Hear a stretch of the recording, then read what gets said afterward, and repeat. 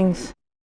I didn't say with Esther, but I didn't realize I need to do it every single day. I'm also like, it's So a lot.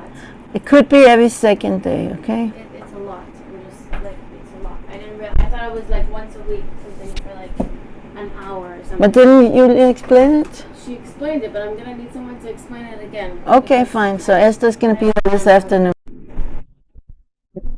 Okay, so today we're going to learn the second class about Leah. You should have it in the blue booklets. And something very deep, also hello, based on Rav Nir Menusi. So both Rachel and Leah, they're more than just people. They were real women that really lived and really did the things that the Torah tells about them, but they also were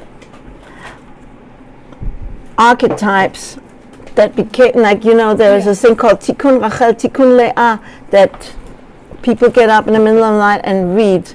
And so basically they became worlds. They correspond to like deeper worlds, more than just women. And that's what the Arizal in the Kabbalah explains. And the archetype of Leah is connected with, it's the higher, the most concealed, and the spirituality and the intellect, whereas the archetype of Rachel is the lower, down-to-earth, connected with more with emotions. So in Chassidut, Leah embodies thought that penetrate into organized concepts, while Rachel embodies embodies speech through the words and expression, which is more, is bringing it more down. And being down or being up doesn't mean, it has nothing to do with value. Both are equally valuable.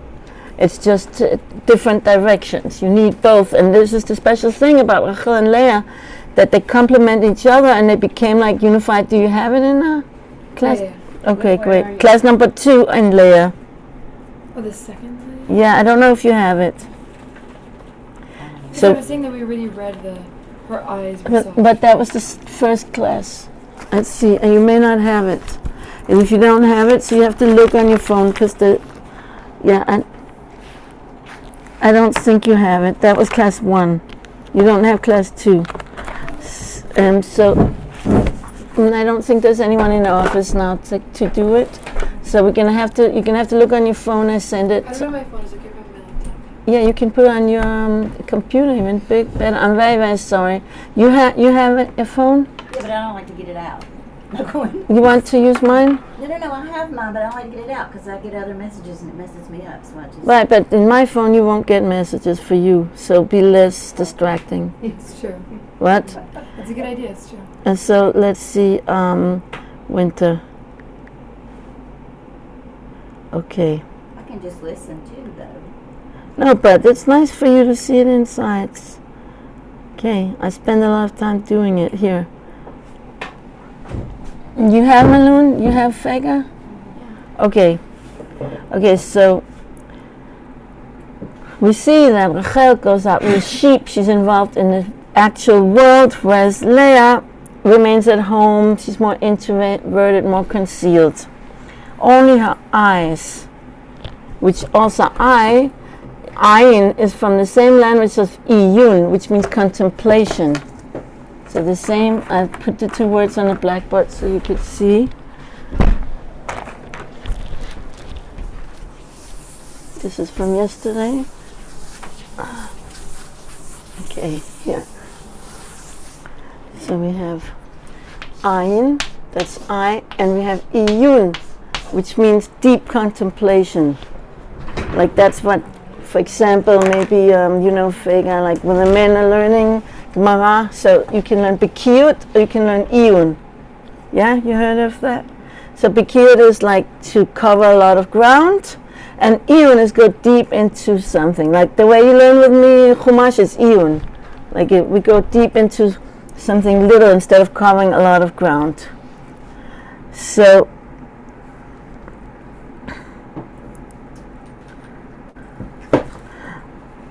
each woman each of the women have their own personal, psychological, and spiritual world, and each woman that exists today also, we can trace ourselves back to if we're a Leah type or a Rachel type.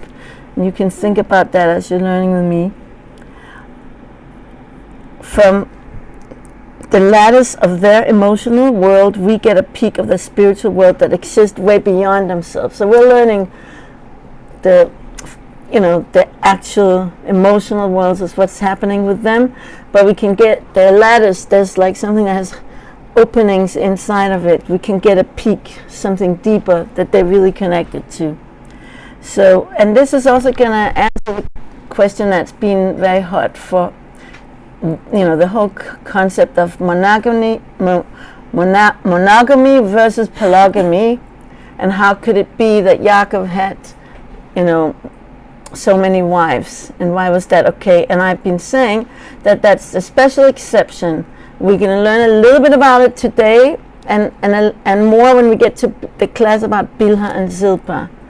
But so basically, if you look at text number 1, and it is that Yaakov inherited two worlds, the revealed world and the hidden world. Originally, he was supposed to just be the hidden world, and his soulmate would be who? Only Rachel, because Rachel is the revealed world that complements him, so they would be together like that, Rachel. But when he got the bracha that was supposed to be so Esav's bracha, he got the bracha also to be successful in the physical lower world. So he inherited two worlds, the next world and this world, to be wealthy, to raise animals, to eat from the fat of the ground. So he got the blessing of this physical world, which Yitzchak thought, Esav is a physical person, I bless him with physical success. Yaakov is a spiritual blessing, I bless him with spiritual success. And Esav will help take care of Yaakov physically, and Yaakov will help take care of Esav spiritually. But Rivka knew that wasn't going to happen. Esav wasn't going to cooperate with that. So in this way, Yaakov got to actually get Leah as his soulmate, because Rachel was his soulmate only for the spiritual Yaakov, but Leah was the soulmate of the one who conquered the physical in the battle against the angel of Esav and became Yisrael. So, and then we see that he was supposed to have all those 12 tribes. And how many of them come from Leah, Maloon? How many sons did Leah have? Say again? You close?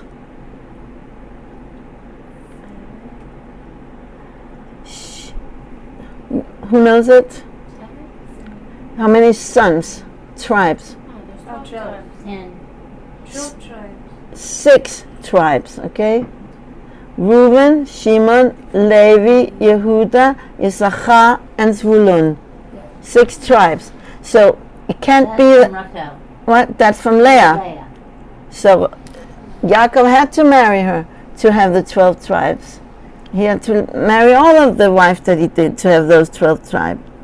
And so Yaakov this is from the Zohar in text number 1, it was located between these two worlds in a rare shape. Therefore all Leah's set was concealed and all Rachel's set was revealed, corresponding to these two worlds that Yaakov had. The concealed world is the world to come, the revealed world is the world we're in now. And so, and it says also in Arizal that he loved Rachel. He loved Rachel, it says in the Torah, in the Chumash. But Arizal explains that the revealed world. But Leah, he could not relate to in the beginning. She was the hidden world. She was also hidden from him. And she's always standing in the shade of her more glamorous sister. Both of them learned to grow. So it was very hard for Yaakov to appreciate his hidden soulmate. He would have never married Leah if it wasn't that Hashem arranged it. Hashem arranged it that Lavan gave him Leah. It's not just like about Lavan did this trick. Well, Hashem is behind that. So, but the connection between Yaakov and Leah is gradually growing, and it's an inner process hidden in the soul. Leah is, so it's interesting, because it takes it feels like this is blowing cold air, no? It's on 16. It's 13. So the fact that Leah is the hidden world and Rachel is the revealed world, we also see in how they were buried. Where is Leah buried? Malun, you know it? Where is Leah buried? In a field? The famous place. We went there. You came with us. That one is Rachel.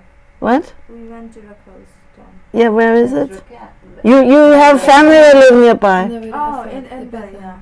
So what's it called? Forget the name. It's near the road, right? Where is Leah buried? Anyone help her? Ma'arat HaMachpelah. Oh, Okay. Yes. in Hebron. Where Avram is also buried. Yeah. Where? All the tzaddikim are buried. But Okay. except Rachel. Rachel's been buried. You know where Rachel's buried? You went there. Yeah, we went there. Okay, so so she's buried like out in the open in the street that you pass by. But Leah is buried in the underground together with the other tzaddikim, like Vega said, but underground. So that's like hidden as well. Okay, so now comes something deeper. So basically, there are two chavas that Adam had. And we see that in text number 2, where Adam said, "This time is bone of my bones and flesh of my flesh. This one shall be called Isha, woman, because she was taken from Ish." That now, this is my real wife. Meaning, like this time, he says, Zot hapam, this time, that alludes that there was another time. From here we learn, the Kabbalah and the Chassidut learn, that there was another woman before. There was the first time and this time. And we call them, Arizal call them Chava 1 and Chava 2. The first Chava also has another name that starts with El. L-I, L-I, and then a T. Okay? And so, she was on a higher level at first, because she wasn't just a receiver, she was also an influencer. Like we say today from Kabbalah, from Chassidut, women are receivers. But this first woman was not. And she didn't want to receive from Adam, and she wanted to influence him. And Adam didn't want her, and her body returned to dust. And her insulted soul got dressed up in a demonic spirit of the El woman, wandering around the world trying to destroy the covenant between man and woman. And also considered responsible for crib death. She became like a demon. And guess what? That there was still something very, very special about her that now was lost. And it was Leah's role to raise her up. That the good sparks in the first woman, it was Leah's role to raise her up. Okay? And Leah is the reincarnation of that spiritually higher Chava 1. She, or the El woman, that her goodness was hidden, the hidden world. But Leah, who is from the hidden world, she's the one who could reach to that place and raise her up. And she did. And there's what we said before, that the gematria of Leah is 36, which is also Lamed Vav, which also means to him, whereas the first woman is Li, for me. And Leah could raise up and transform the El woman to being for me, to being for him, which is for Hashem. Okay, here you go. We missed you. Okay, and so she is the woman of desolation. And there are 3 blemishes that happen in the story of the first Chava. The first one was, these 3 blemishes are being rectified by Rachel and Leah, and especially Leah. We don't have the handout because there's no one in the office, and it wasn't in the booklet, so it's on your phone, which you anyway like to be on. Okay. So one of the 3 blemishes with the first Chava, both Chavas were completely separate. One disappeared, turned into dust before the second Chava appeared, when Adam said in text number 2, this time is the real one. The other one was gone. They didn't have any connection between them. That's a blemish. They're supposed to connect. And Adam only wanted one of them and rejected the other one. He didn't want the first one.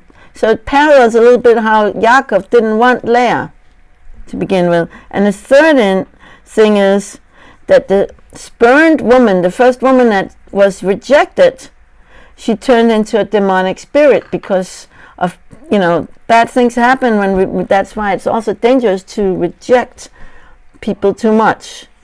For example, they say that because Yaakov didn't want Timnah wanted to, no, maybe not Yaakov, it was Yitzchak. Do you remember anyone? Didn't want Timnah. She wanted to convert and become Jewish. So in the end, she felt so rejected, they didn't let her convert.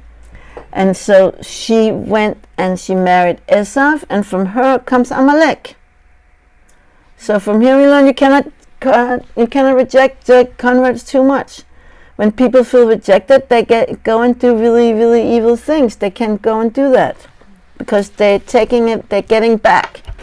Not that everyone is doing that, and not that no one should be doing that, but that's part of some people's human nature if they don't overcome it. So Yaakov, Rachel, and Leah became that rectification for this whole scenario of Yaakov, of Adam with Chava 1, which is the El woman, and Chava 2. And this is why he has to marry both of them. You see now why he has to marry more than one. Because these two women have to become one, they have to connect before, and that's one of the blemishes, that they had no connection between them. Because they complement each other. With Rachel and Leah, the time arrived for both of the Chavas to illuminate simultaneously and to remarry Adam, this time together. Who's Adam? Who is a reincarnation of Adam? Yaakov. And it says even in the Gemara, it says Shufra de Yaakov ki Shufra de Adam, something like that. Like he says he is like Adam. Okay, so it's not by chance.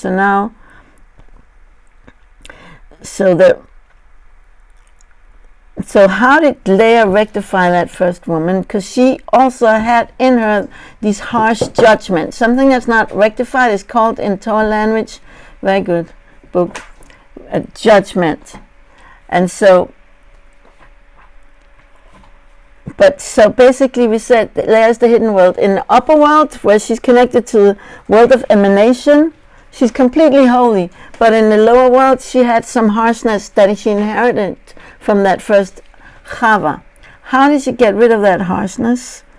Because she prayed with her tears and prayers that she didn't want to marry Esav, but she didn't want to be, because that was what would have been. Esav is the reincarnation of the snake, basically, and also has a name, an angel, and the angel of death, which is also called Sam. So there's Sam and Lily, basically.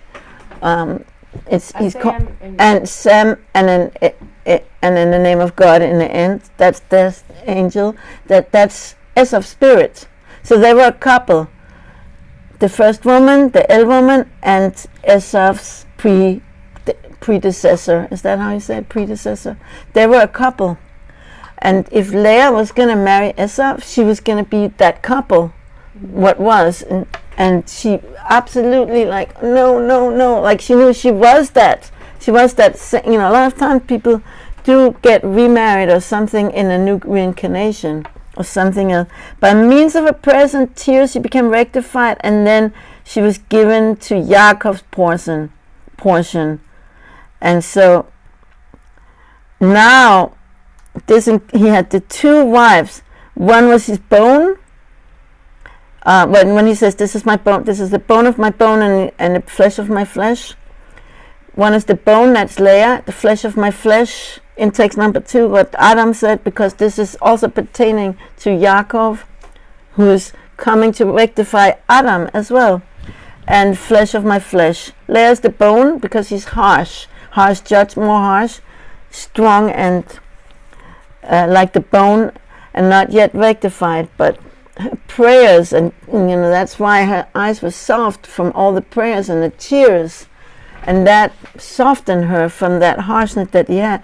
She did something that is so hard to do, that no one can do, is to really change their nature and change their soulmate. It is unique what Leah did in crying and praying to that extent. And we should be inspired to pray more, to pray stronger. Like Rav Arush, Rabbi Nachman person, says, everything that we didn't get, that we wanted, is because we didn't pray for it or we didn't pray enough. That's what he says. Like, you can get everything if you really pray enough. I believe in that. I've seen it. I've experienced. That's so special when you really have something to pray for really, really strongly. But there are times where someone could pray and pray and pray, but Hashem's answer is no. Right, that's true. It's not. So, like, Hashem always answers our prayers, but sometimes the answer is no, or sometimes the answer is not yet. Not yet. Not going. It's true. That's what Rav Rosh says. He's very black and white. Yeah. There's truth to that. But you're right, there's also the other truth. You have to see everything in all the two different ends of the spectrum. Mm-hmm. And the truth is like somehow encompassing both spectrums. Okay, so yeah, that's why I said Rav Arush said it. I wouldn't say it, but I quote him because it's very inspiring to learn that and to feel the effectiveness of our prayer. So now we're doing a lot of Zohar, and text number 3 is also in the Zohar. So it says that Hashem saw when Leah was hated. Why was she hated? Because she came from Ima, from the higher archetype in Arizal. That's Ima, that's Bina, actually. And so, and a man in general has aversion to have any kind of romantic relationship with his mother. It's not. You don't see any, whereas you may have something, God forbid, of abuse of a father to a daughter, you don't have like a man with his mom. It's not, this is what the Zohar is saying. He's an aversion towards incest with his mom, because his mom is the secret of the hidden world. And it says a man should leave his mother and his father. A man doesn't want that. And that's why there's no problem to be alone, to have yichud with a mother. It's no problem. Then don't question me, because then why is it? There's also no problem. It's also allowed for a father to be alone with his daughter, even though there are cases of abuse in that. But we're not discussing that now. Okay, I'm just giving the other spectrum now that we are doing spectrums. So all was unknown to Yaakov, because the supreme world that Leah was drawn from is completely concealed. So Yaakov could not relate to Leah because she was just not accessible for him. He couldn't access. She was totally, we talked about that last time, that he accused Lavan, Lama Ramitani, why did you trick me? But also, why did you, Ramot, high place, take me to such a high place? I'm not there. I cannot relate to Leah yet. Okay? But later she could, because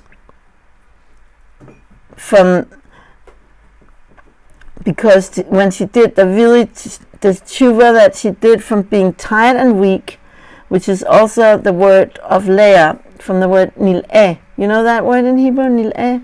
Nil'eh? Yeah, but maybe not used so much. It's more like it means like worn out. That's like the same word as Leah.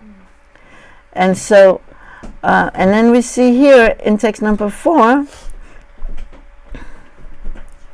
that's where we see Leah, that means weary, without strength, fatigued from her former deeds of being the first woman, being that first lily woman, and it also says, she was weary from her wickedness and evil, Leah, in her previous reincarnation, not in her, but she overcame that.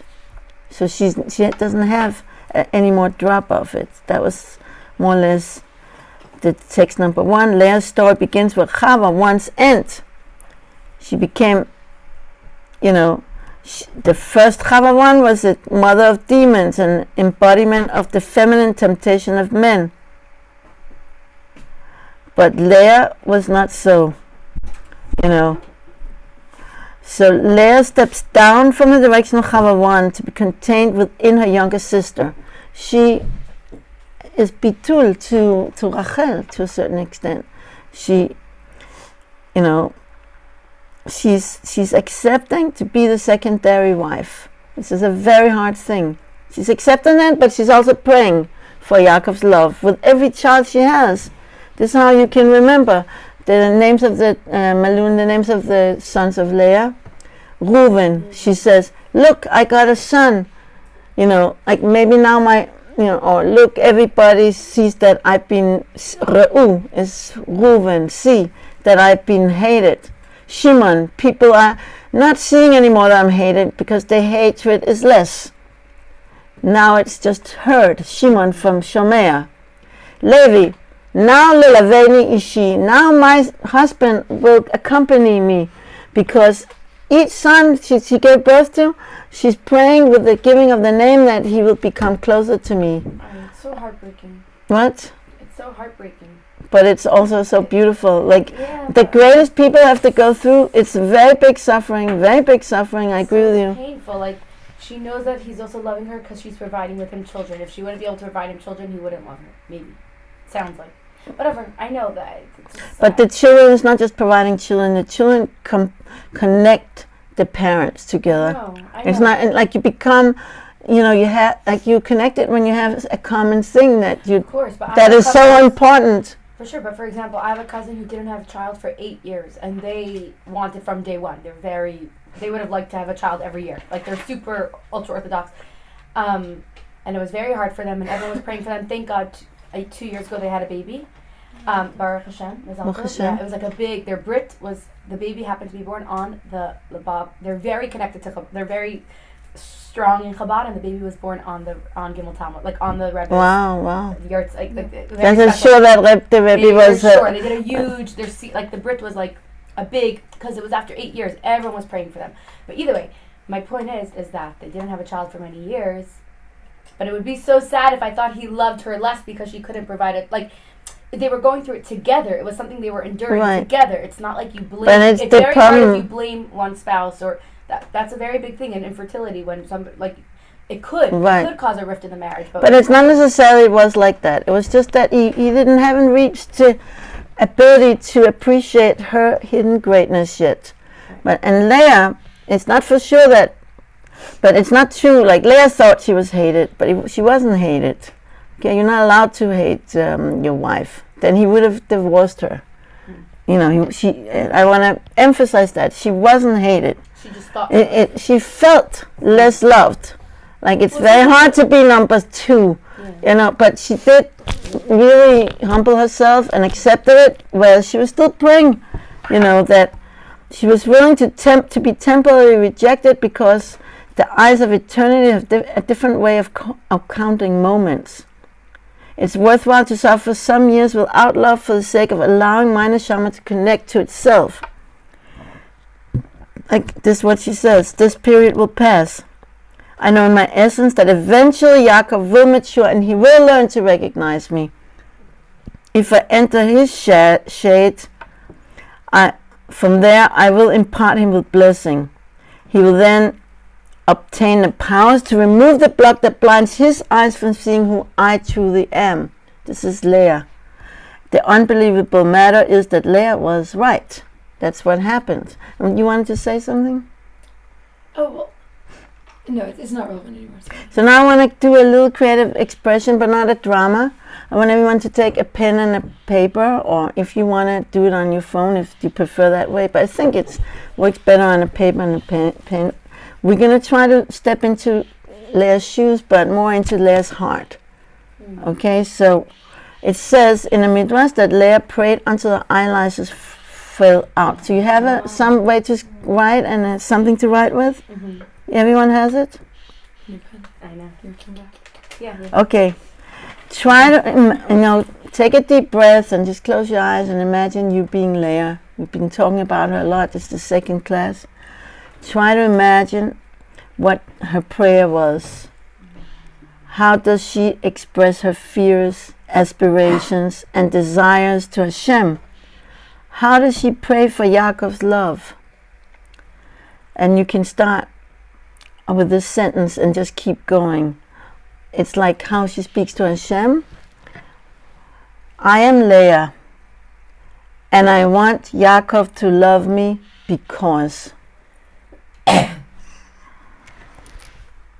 So I'm going to give you a few moments for this.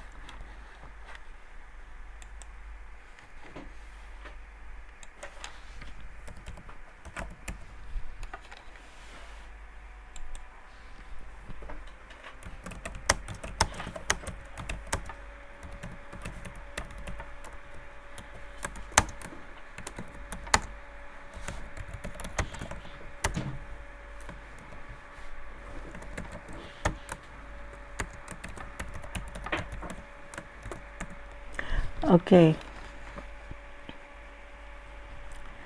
Just, you can take a few more moments, everybody. Just let the pen do its own work. Whatever comes to you. You doing it, Faga? Mm-hmm. Good, great. Anything that comes to you. Don't worry, you don't have to share it. Unless you want to. You can have the opportunity, but no one's going to force you.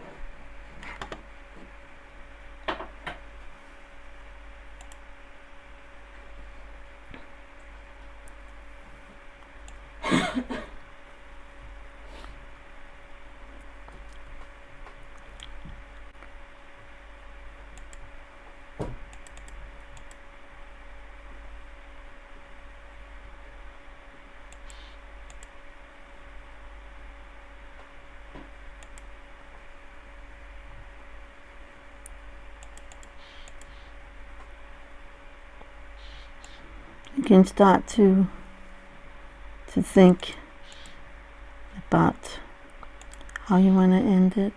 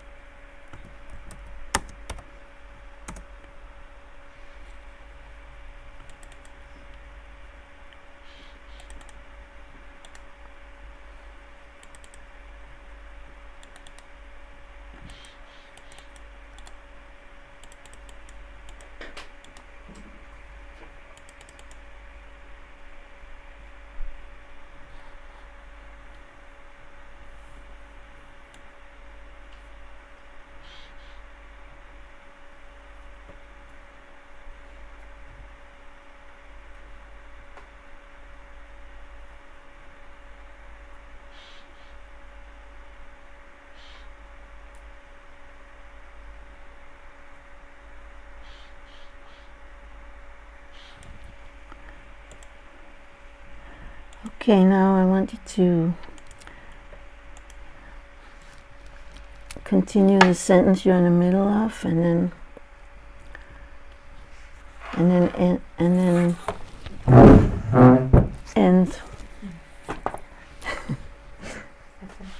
Okay, so as I said, nobody has to share, but is there anyone who would like to share? That's really beautiful. Yes, Zizi, can you come up here and share? Okay, I just wrote it, so it's not obviously. Yeah, it's obviously improvisation. It's not edited. We understand that. Ready? Yeah, let's see if we can see you. Woo! Why, it's always when it's something from the heart, like when it's like my personal creativity, it's always something. Hi, Yocheved. Okay. I am Leah, and I want Yaakov to love me just because Kacha. I love it. I desire a partner who sees me, who appreciates me for who I am. I'm not dumb. I know I'm not his first choice. His eyes were upon my sister, and yet, I want to catch his stare gazing at me when I turn the corner in the field. I yearn for the day when I wake up and know that I am fully chosen. Because I am his wife, because I bear his children, because we are bringing the next generation of Jews to this world, because I value the Torah, because I value you, Hashem. Please, Hashem, my God, help my husband see me, really see me. My eyes are sore from crying, eyelashes on the ground, rims of red, dripping tears, my love for him abound. The tribes that we are raising together as a team, I hope my husband loves me just for I am me. Wow. Oh, wow. That was beautiful. I'm almost going to cry. And a boy. Who's going to go after you? Can you send it to me? Can you anyway? I can send it, sure. With your name, and I may quote you in the future. That'd be great. Yeah. It's so pretty, juicy posit. That. No, we should have asked you last. Oh, Is sorry. there anyone else that want to share though? Guys, don't not share. That was No. obviously Yeah, don't it was not sure. share. Mine was simple. I just said like. Hey, come up here. Come up. It's just one sentence. Okay, I'll just say like, I just. If I thought- come up here, even for one sentence. It wasn't anything. It was just that like, I want Yaakov to love me because like, I don't feel the love. I want him to love me like for me. It's like similar sentiment. I don't know. I feel like it's hard to put words in someone else's mouth and like feel what they're feeling. But in that moment, it's like I can imagine. It's like a very strong thing to feel unloved in a marriage and feel unseen. That's like the person you're supposed to be the most seen by, and to not be seen. It's like very hard. I don't know. That's where my thoughts are. So no, I think that is true, but that's what we're trying to do in Women in Tanach, and also when we do bibliodrama, is to put us, like really try to feel what they were feeling, to really, that's part of understanding what the Torah is saying. Mm-hmm. The Torah isn't just like saying like some, okay, it's good to know the tribes, Reuven, Shimon, and know all that, but the Torah is so much more than just like giving us information. Yeah. The Torah is like giving us a true personalities of these great people that were written about in the Torah, that we should really feel what they were feeling and connect with their challenges, to whatever extent that we can, even though they're way above us and we can't connect with them truly. Like also, even the beautiful thing, I was almost going to cry, that Zizi wrote, of course this comes from a perspective, like what you do when you do it, you put some of yourself into the biblical character that you're trying to portray. It's like your voice in her, the best you can. And that's the beauty. You want to do the connection, but of course Leah was something totally like, but I loved this. It's impossible to really, really reach who they really were. Nobody can do that, so I'm not expecting that from anyone. But we should know that at the same time that we do what we can with who we are. How we can identify and how we can grow from them. Did you write something, Yocheved?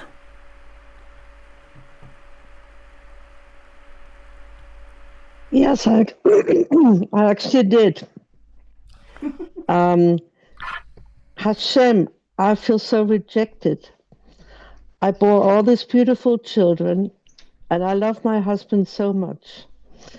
I cry so much. Please, please make him love me. This is beautiful. Short and sweet. Okay, so now we're going to, the next topic is when, we're going to learn it more when we get to Rachel, but Leah and Rachel did a trade. There was just like you have in the kitchen, you have a schedule who's cooking which day. You have a schedule like that in the kitchen? So they had a schedule whose turn it was that Yaakov, they had a schedule so they know it. Also they have a cycle and it's, works out in certain ways. Yaakov would be with each one at different time. Yeah. And there was a schedule, it was known in advance. Okay, we can't understand this, okay? But that's how it was, because, and we see it when it's written that Leah traded the special flowers that's called dudaim, that are love flowers or fertility flowers that Reuben found in the field and gave to his mother Leah. She traded it and said, okay, you can have some of it, but then give me your night. She got the night that was Rachel's night. So what happened was, if you look at it and skim it, it's in chapter 30, verse 16 to 20. And what is the thing that seems a little bit jarring is that she says, when in the beginning, Yaakov came out in the field in the evening, and Leah went out toward him and said, you must come to me, for surely I've hired you with my son's mandrakes, the dudaim. And then he lay with her that night. It seems like, what? That's not so modest. In halakha today, a woman must not say to her, a wife must not say to her husband, hey, let's have sex tonight. It is not considered modest. She can hint it to him. She shouldn't demand it. She can hint it to him by putting on whatever she puts on, perfume, makeup, whatever she puts on, by what she serves. Let's have a l'chaim, or would you like a massage? She can hint it to him. Women, we have, Baruch Hashem, these ways of bina, these ways of feminine wisdom, that we know how to do these things without being, what do you call it? It's like not refined for a woman to say that. It's like a woman of the street that would speak like that. And that's why it's not called sanua. You have other ways to, and a man, and the halacha is, when a woman is hinting, a man must give it to her. Like, he cannot say, well, I'm tired. That's his mitzvah. His mitzvah is to serve his wife in bed. And if she's doing a hint, and even if he misunderstood a hint, he has to be on his alert for those things. That's what he will learn when he's getting engaged. That men also have to learn marriage preparation, and he will learn that. That's one of the three things that a man must provide for his wife. Okay, so then we are surprised. How could it be that Leah comes out and says, "Hey, you must come to me. It's my night. I've hired you." In other words, she's basically saying that what you're not supposed to say. So there's a few answers. We see that she's not rebuked for that. On the contrary, in text number 5, you see that Sforno says,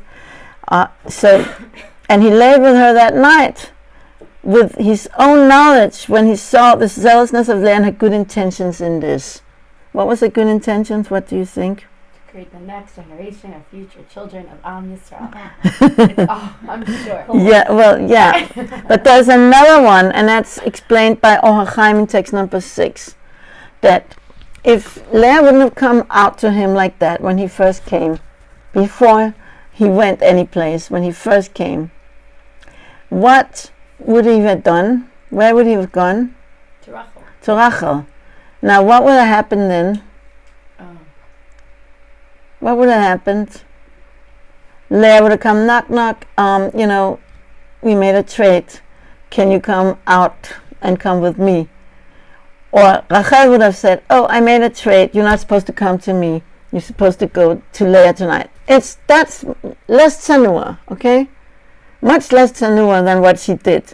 See, all the values in the Torah, they're all relative to, they're bent to another value. Like, this doesn't seem tsanua. You come to my tent. I've hired you tonight. We're supposed to lie together tonight. That's not tsanua, but what's the other alternative? You have to always think, not just like, oh, this is not allowed. Well, what would happen if you didn't do that thing that maybe is questionable? Something more questionable could have happened. And this is what Or Chaim says. She acted with midah of chassidut. She did not wait till this tzaddik entered Rachel's tent and then remove him from there, since such an act would have caused Rachel great anguish and jealousy. That's text number 6. Therefore, Leah preceded him before he entered Rachel's tent. She has foresight. She has care also to Rachel. It would have been very embarrassing, also painful for Rachel, even if Rachel had to say it, or even more embarrassing if Leah comes in. So the entire intention of this righteous woman is to establish pleasant plantings, like you said. Hashem himself testifies to this because he rewarded us. It says, then Hashem heard, and then she gave birth to, who did she give birth to that night? Isaac. And she conceived Yisachar that night, and Yisachar stands for Torah, and he stands for wisdom. And it's the Torah learner that shared his Torah with Zvulun. He's the next one that they conceived. And Natan Zachari has rewarded me. What? My commentary says that the name. It means a reward. She rewarded her because that was us that she wanted to do this mitzvah, and it's considered a very beautiful thing. The same thing that brought the Jewish, that brought the Geula from the Exodus, and that brought the Exodus from Egypt, is in the reward of the righteous women that they wanted to be with their husbands, and their husbands didn't want to bring children in the world, and they were also just totally wiped out from the slavery. But it's a very great thing, and it's something difficult. Not every woman is like that, because a woman is a big career woman and doesn't have, is tired.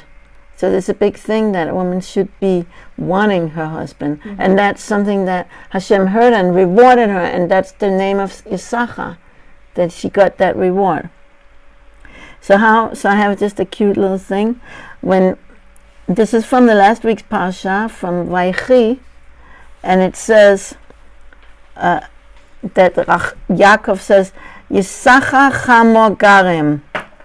And that means, like, Yisachar is a bony, it could mean Yisachar is a bony donkey, because he was solid and strong, and also stubborn. But it can also mean gorem. What can gorem mean? It can mean bone, but it can also mean something else. To cause. It was a donkey that caused him to be conceived. How? How is that? Because here it says in the Gemara, Rabbi Yochanan said, a woman who beseeches her husband to the marital mitzvah will have children so great that even the generation of Moshe, there was none like them. Because they say about Yisachar, he was Bina Leitim, he had understanding of the times, but Moshe could not find any men that were understanding. And what was so great, because there was a greatness that a woman that takes initiative, she's not allowed to say, but she can still do the hinting and take initiative for the marital mitzvah. She came forth toward him and said, you shall come to me. And subsequently it's written of the children of Yisachar, men who had the understanding of the times, to know what Israel ought to do. And so that's what she had. Whereas Moshe, Hashem told Moshe, prepare for yourself wise and understanding men. But it just says he took wise and well-known men. It didn't say he took wise and understanding men. So what we learned from that? There was no wise and there was no understanding men in his time. So it's the greatness that Leah had that ability to bring down into the world this understanding Yisachar that knows he knows how to make the calendar, which is difficult. So how did Leah know exactly when Yaakov came home and that came back? That has to do with the donkey caused it. She heard the braying of the donkey and she ran out. So I always interpret that when I teach about, when I teach about women's intimate mitzvot, that today their equivalent, what will that be? Go out to watch your husband, meet him when you hear the engine of the car. Or for some people, like in America, the garage door. I don't think we have that in Israel. So that's why it says a donkey caused him, because she ran out towards him. She heard the donkey braying. Okay. So, and then she said, she called him Yisachar because Hashem rewarded me. But the real true reason was because I hired him, like Sachar, like I hired that night. I paid for it with the mandrakes. But she didn't say that when she called him, because why? Guess why? Sounds a little, it's like not the most. It sounds really bad to Rachel, that she, it's embarrassing for Rachel that she gave away, because she gave away that night. That's one of the reasons they give why she's not buried with him. Really? Yeah, like she shouldn't have given away that night, Rachel. But Leah was eager for that. Okay, so now we're moving to another topic about when she was pregnant with Dinah.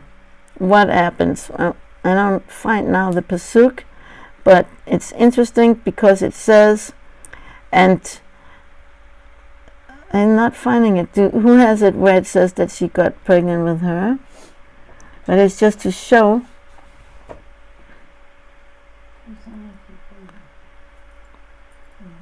Okay, so let's just see. Okay, it's in verse 21. Here, I got it.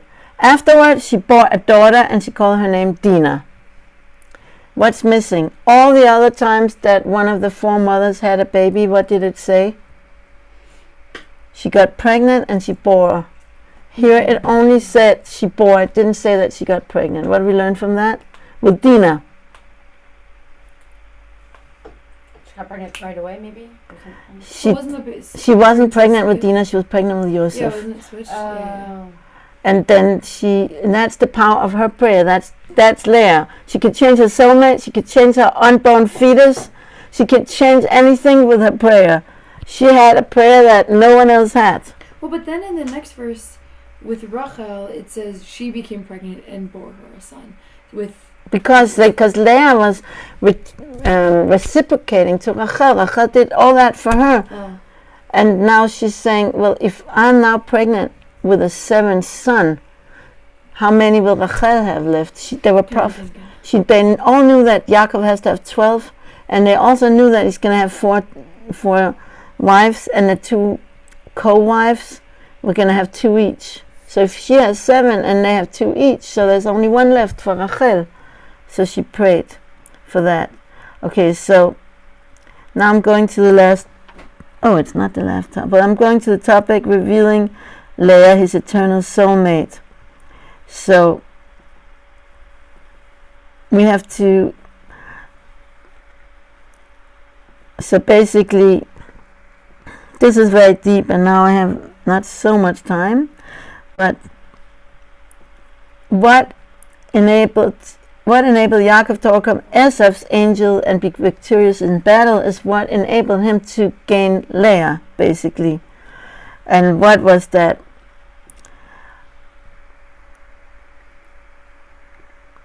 Leah could have transformed Esav for good. But the blessing that emanates from the shadow penetrates deeper, straight into the unconscious. So her words gradually entered the heart of Yaakov and braided a cord to the root of his soul. So her gift was, from Leah, Yaakov learned to connect with the highlight of his own soul. Like he got a glimpse of when he had to face Esav. But now with Leah, he anchored it in. He had hidden places in his own soul that really were embodied in the name that he got after he overcame Esav. What was that name? What name did Yaakov become? Yisrael. So he became Israel. So he had to grow into that new name because it's a different role. Every name gives you a special tafkid, a special role in the world. So he didn't. So Leah helped him to relate to what it means to be Yisrael. And that is to connect with his more inner, higher self. Because like we said, Yaakov is from the heel, but Yisrael has the letters of Rosh, the head. Her belief in him drew down a string of Bina that connected Yaakov with his highest essence. And so, interesting, Yisrael equals the name of Sarah in Gematria plus Leah. Because also Sarah actually... Why Sarah is his grandmother? It's not even his mother. Yeah, Sarah also began the rectification of Chava 1 that Leah completed. And together, and that's what caused Leah to become the true soulmate of him, through the tikkun of the first Chava that Sarah and Leah both, like Sarah began and Leah completed it. That's why she was a tikkun, and she was the soulmate.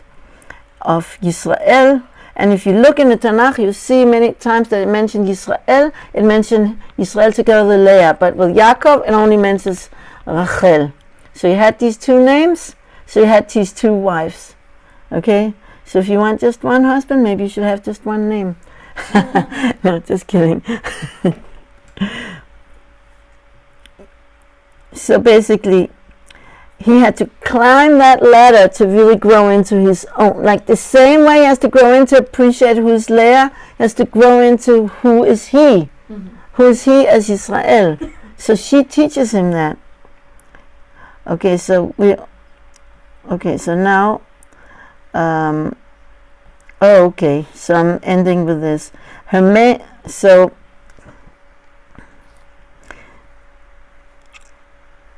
So I'm ending with text number 7. In the revealed aspect of this world, Yaakov would be only in the tent of Rachel, but in the world to come it's not so. His burial in Machpelah cave with Leah, he's buried there, is there. It seems that in the world to come, where this level is elevated to its root, which is the root of the upper wisdom, this is Rav Tzadok, Hasidic, there's no definitions. There are Yaakov and Leah in a secret of Abba and Ima. These are the highest archetypes of the Sfirot of Abba is Chochmah and Ima is Bina, who never separates. So in the upper world, they're like one, the higher Zivuk. Rachel doesn't even come there. And that's also very sad for Rachel. Both of them give up that for their sister. Like Leah gave up this world, the deepest connection with Yaakov in this world, and Rachel gave up the deepest connection with Leah with Yaakov in the next world. They gave up for each other, and they were bitul, and that made them like to become these archetypes that's more than just women, even though they were women that lived, but there's more to them. But in this world, the level of Leah was not revealed completely until the coming of Mashiach. From her seed may it be soon. Also Mashiach comes from Leah, as we know, from David, who comes from Yehuda. So Leah is really, is very deep. Yeah. And there's a lot to learn from her. She's more hidden, but the hidden is, the hidden has all these concealed sparks of holiness in her. And together they are enabling us to really bring the Mashiach. And next time we're going to learn about Rachel and the whole thing with the Dudaim, and see also how Rachel is part of the two of them joining together in this very deep way. So I'm going to end a little bit early today. Okay, Litraot. Thank you, Rebbetzin. Thank you, Rebbetzin. Thank you.